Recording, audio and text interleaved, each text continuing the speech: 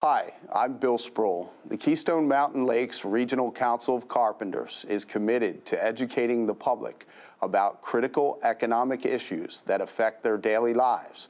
That is why we are proud to support important programming produced by the Caucus Educational Corporation. Funding for this edition of State of Affairs with Steve Adubato has been provided by New Jersey Sharing Network, dedicated to saving lives through organ and tissue donation. Johnson & Johnson, the Port Authority of New York and New Jersey. Keystone Mountain Lakes Regional Council of Carpenters, your future is in our building. Suez, water solutions to meet tomorrow's environmental challenges. Wells Fargo. And by University Hospital, Newark, New Jersey. Promotional support provided by NJ Advance Media. And by AM 970 The Answer.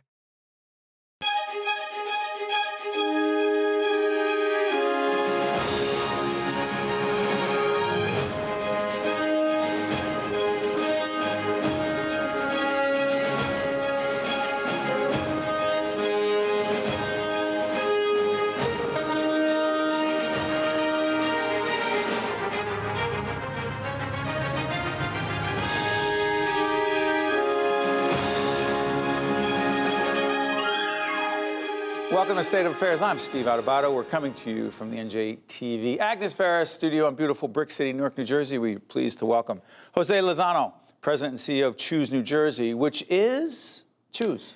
It's a not-for-profit organization responsible for attracting new businesses to New Jersey and marketing the great assets we have. We're actually collaborating with Choose and also the EDA of the state of New Jersey and a whole range of other folks on a series called The Future of Innovation. Jose, you are wearing something on your left lapel, if we can get a shot of that. That has something to do with innovation and Edison? Yeah. It looks like a light bulb to me. It is a light bulb. It is a light bulb. It's commemorating the 140th anniversary of the light bulb being created right here in New Jersey by Thomas Edison. And it's intended to be a conversational starter with the intent of showing folks and reminding folks that there's a rich history of innovation in our state. Is the whole idea of Choose, it's a private organization. I want to be clear. Right. This is not a government agency. Correct.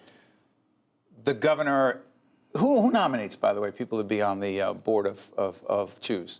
The Choose board of directors actually appoints the CEO, and then the CEO builds out the staff. Got it. So, attracting business to the state, keeping business in the state.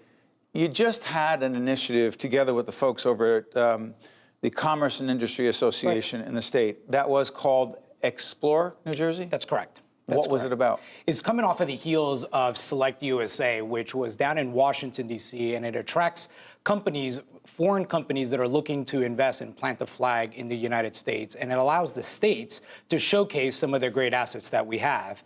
And ACLU-NJ had a great idea. Commerce and Industry had a great idea to actually team up with Choose NJ to try, on the heels of the conference, and folks on their way back to their countries, stop by New Jersey for 2 days and actually explore firsthand some of the great things that we have. What were they curious about our state? Did they ask about our taxes? Actually, not many of them did. Come on, Jose, come on. No. We're noted for that. Yeah, we're noted for that, but so are companies internationally. If you start to look at what other countries tax their private entities and their companies, it's fairly significant.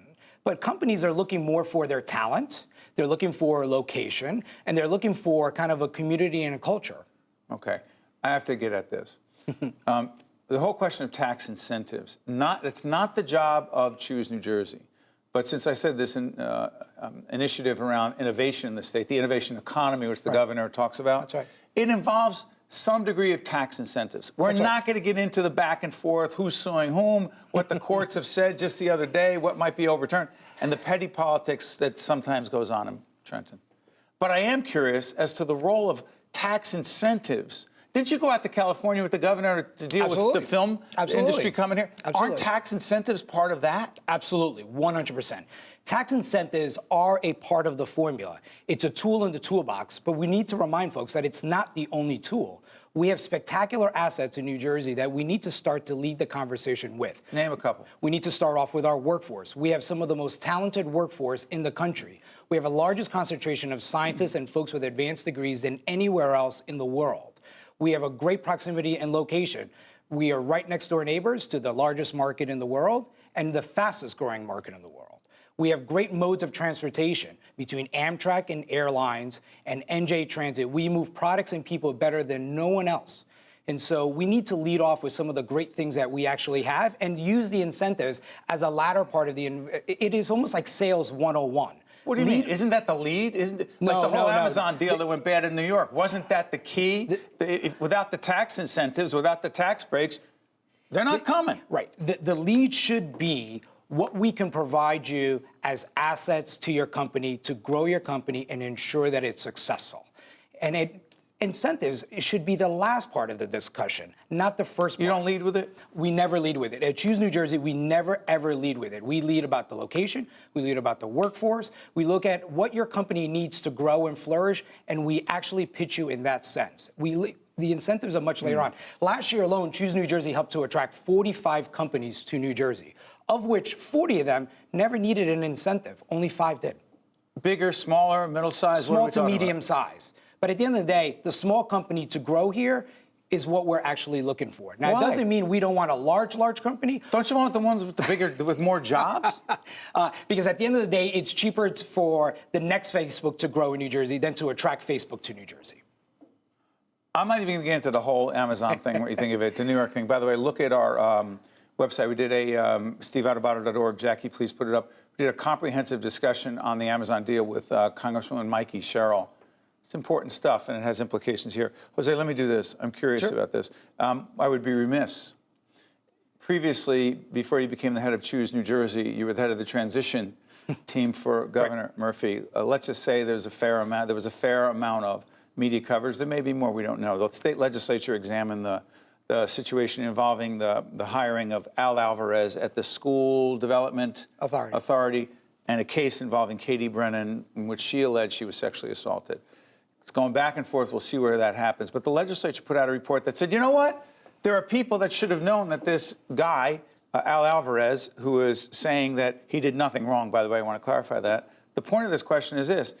It was unclear who hired him, and a lot of the legislative report that was put out, and Senator Weinberg talked about this a lot, it was unclear. You were one of the people named as to who potentially hired this guy, Al Alvarez, accused of Katie Brennan, complicated, I know, of sexual assault.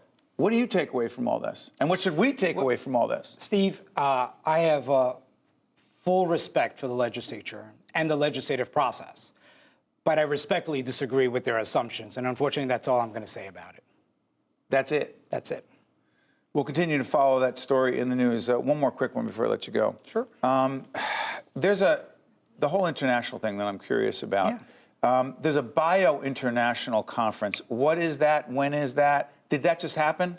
It did. It just happened. We had over 20,000 individuals descend on Philadelphia from companies from life sciences, small why Philadelphia? to large. It hosted it. You know, when you have 20,000 folks descending on a city, there's not many cities that actually can host that. And Philadelphia was one of them, which was a wonderful year. New Jersey's showcased the history of its life sciences, and we had the great honor that this year our governor actually won Bio Governor of the Year, which is a huge distinction in the industry. Give us a real quick, before I let you out of here, real quick description of the so-called, quote, innovation economy. You say, you're at a cocktail party. I know you don't drink, but it's a joke. So they say, what's the innovation economy, you say?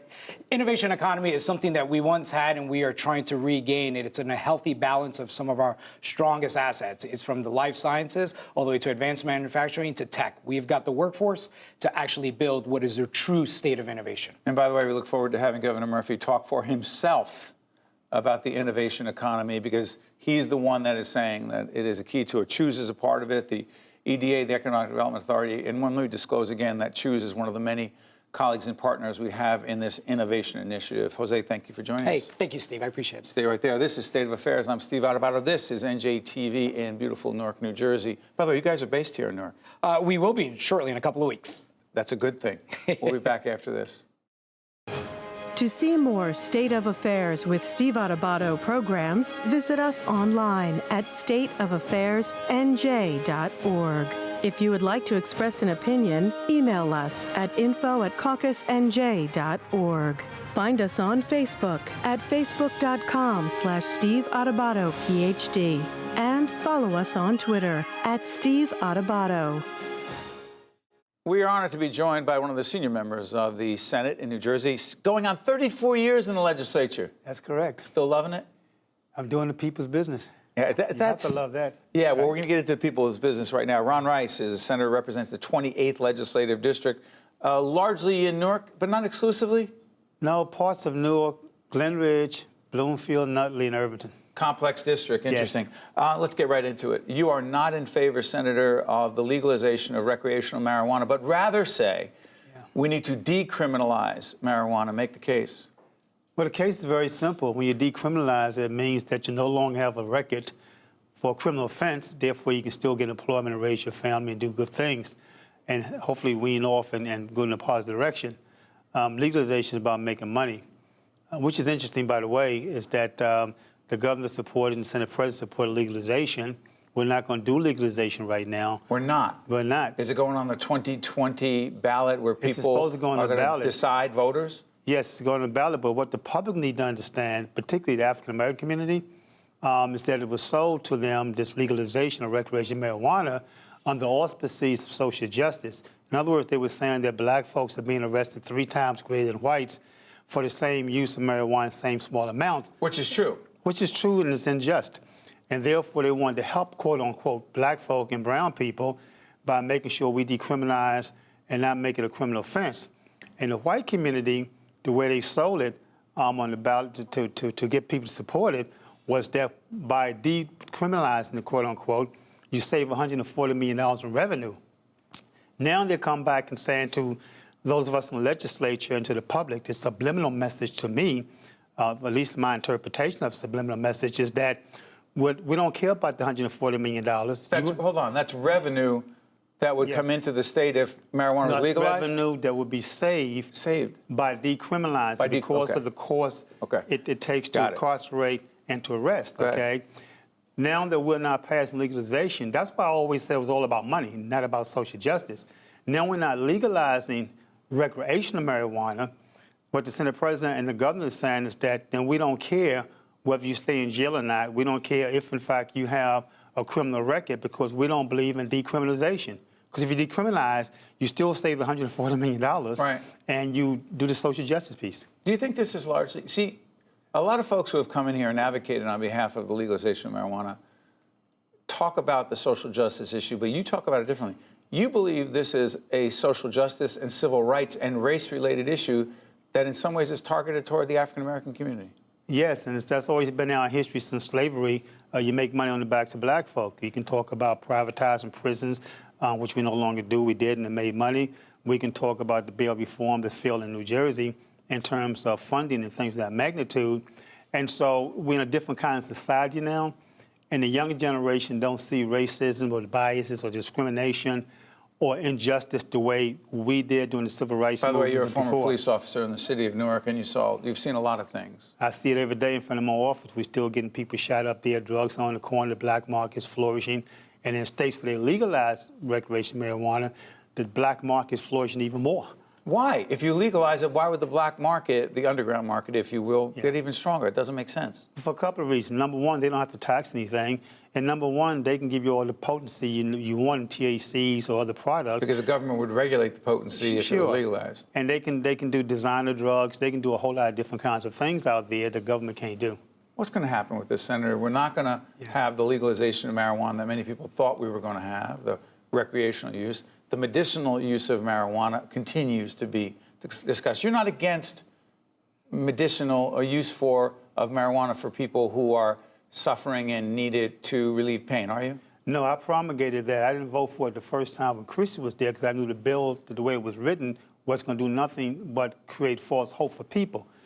I told the governor, the new governor, we need to do this thing right, and I think he has it right, and now it's still on hold because the science is showing that there are good benefits and probably more benefits than we know as we do the research on the medical side. It's the recreation, we call it the joy side, that's the problem in communities. Senator, what do you think most citizens would, the ballot question comes up. In the 2020 presidential election, think about that. It goes on the ballot. how much marketing and advertising and promotion will there be one way or the other, supporting or being against legalized marijuana? How much? Well, you're talking about Wall Street people, you're talking about billionaires, so it's going to be millions of dollars spent on trying to convince people to say yes on that question, which grassroots people can't compete with the money, so we're going to have to do it the old-fashioned way, and that's door to door and get out there. But people follow the trends. If the newspaper really print the facts as they see them in other states, every time someone, a young person go into an emergency room with marijuana illnesses, every time there's an accident, every time a newborn baby is born with THC on the brains, I think people catch on. But a lot of the media want this to happen. Hold on. Yeah, What do you mean, Senator? We in the media want it to happen? There's some media would like to see marijuana What's in it for us? Well, what's in it for it is advertisements, big business, and some of the stock. These are Wall Street people. And I would go as far as to suggest, without doing the research, that some of the same people pushing this stuff on Wall Street people probably have some stock or investments in some of the media. And I'm not talking about NJTV. I'm talking about Commercial media. Commercial media. Should we be looking more closely into that, Senator? I think we need to. Even when I follow the newspaper and the Star-Ledger in Newark, I kind of watch what writers are saying. What about marijuana? Which ones call me a bunch of names, or those who are anti a bunch of names, and we don't know what we're talking about. But they go do the research, they come back and say, well, he was right on that one. And so they're not even doing research, but media's not what it used to be either. By the way, we should that's a whole other subject, Senator. Yeah. We should make it clear that Senator Rice has been fighting the legalization of marijuana in Jersey for how many years? Going on 3 or 4 years now. You know, we've been fighting this stuff going way back. When I was a cop, we talked about it, but it was a whole different kind of conversation. It wasn't about money back then. It was with George Soros, who funded this whole movement going back years ago. Soros did? The multi-billionaire Soros? Multi-billionaire. What's in it for him? Money, the way he made his money. If people research George, they'll see he made his money in some strange ways. He invested his money back into some of the cartels back years ago, too. But this is the kind of stuff the media don't want to pay attention to, the legislators don't want to know, and that's the sad part about New Jersey. New Jersey is not Colorado. But I want to make it clear, I'm not saying this as an editorial comment. It is true that Senator Rice's opposition to legalized marijuana is a big reason why there is not legalized marijuana in this state. He will not say it unless he chooses to, but he has lobbied and talked to his colleagues in the Senate, and enough of them may have been on the fence and decided in the end not to vote for this. Is that a fair assessment? Well, you know, a lot of people led the fight to stop it, but my colleagues stood strong in the legislation. I'm talking Republicans and Democrats, and particularly Republicans. They were very much understanding of what was taking place. Governor Murphy's wrong on this? Governor Murphy, I love my supporter. He's wrong on this. He cannot sell it as a social justice issue to me or to people in the black community. This is Senator Ron Rice, who represents the 28th Legislative District, going on his 34th year in the state legislature, a distinguished career. Senator, I want to thank you for joining us on State of Affairs. Thank you very much for having me. Appreciate it. Don't let it be the last time. No, just give me a shout out. You got it. Thank you. I'm Steve Adubato. Stay with us. We'll be right back. To see more State of Affairs with Steve Adubato programs, visit us online at stateofaffairsnj.org. If you would like to express an opinion, email us at info@caucusnj.org. Find us on Facebook at facebook.com/Steve Adubato, PhD. And follow us on Twitter at Steve Adubato. We're pleased to welcome Amol Sinha, who is Executive Director, ACLU of New Jersey. That's the American Civil Liberties Union of New Jersey. Good to see you, Amol. Good to be here. Let's talk about a bunch of issues that matter to you. By the way, ACLU is all about what? Well, the ACLU is a nationwide civil rights and liberties organization. We're here in New Jersey for 60 years, and we defend and promote everybody's constitutional rights in the state. Let's talk about some of the top issues. Number one, legalization of recreational marijuana is a civil liberties union for what? Civil liberties reason issue? Yeah. I don't get it. So for us, legalization is a racial justice issue. If you're black in New Jersey, you're 3 times more likely to be arrested for marijuana possession than if you're white. And the reality is that every single year since the year 2000, we've been increasing the number of marijuana arrests, and the disproportionality has maintained. So in 2013, we had 27,000 arrests. In 2017, we had 37,000 marijuana-related arrests in our state, even though we have a statewide conversation about legalization. And everybody believes that, regardless of where you fall on the issue, everybody believes that nobody should be saddled with the lifelong collateral consequences of a marijuana conviction. But so here's the thing. We just had a conversation with Senator Ron Rice, who said he's against the legalization of recreational marijuana, but absolutely for the decriminalization of marijuana. You say? Well, where Senator Rice and I agree is that nobody should be saddled with these criminal justice consequences.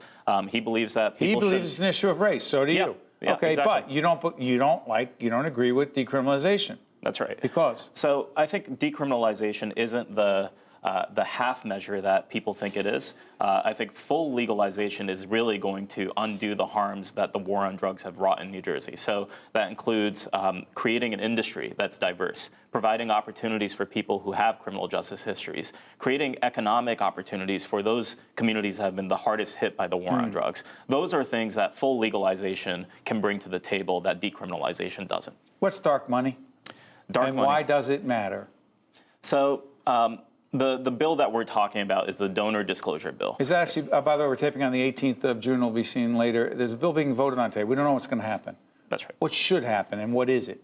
So the bill that's being considered would require any organization that's a 501c4 by the federal tax code. We are a 501c3, which means we cannot be involved in advocating any political position. Well, you can to a certain degree of your budget, but not explicitly. It may not be something that NJTV wants to do. Okay. However, 501c4s can engage in some political work. That's a tax status, yes. a tax code, if you will. But it includes organizations that are nonprofits, like the ACLU, like LGBT rights organizations, like abortion Directly advocacy involved groups, in political process. to some degree. And what's the dark money thing? So I think the intent of the dark money bill is to get at those influencers of electoral politics, the people that are funding candidates that are going to govern us eventually, that people want to know and have a reasonable degree of expectation to know who is funding those candidates and how they may be influenced. So like on our program, we can see who funds us. We put those names up. Yeah. We don't know who's funding these other things. So, but what I think is problematic about the bill is that it's overbroad.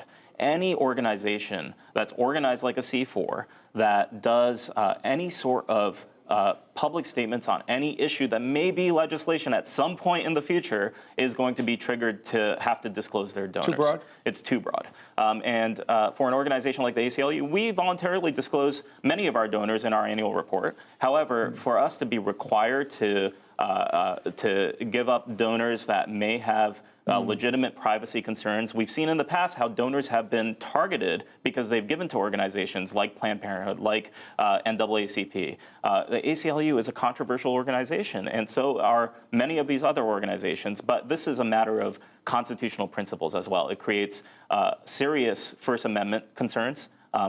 People have a right to give to organizations privately, and it has serious privacy implications as well. People have the right to make sure that they are anonymous when they do give. We're going to find out what happens with that legislation and follow up on this program. Solitary confinement, you're very much against it. You want to ban it. Yes. Because? Well, by international standards, prolonged isolation of anything more than 15 days is considered torture. However, in the United States, we are routinely keeping people incarcerated in solitary confinement for years on end.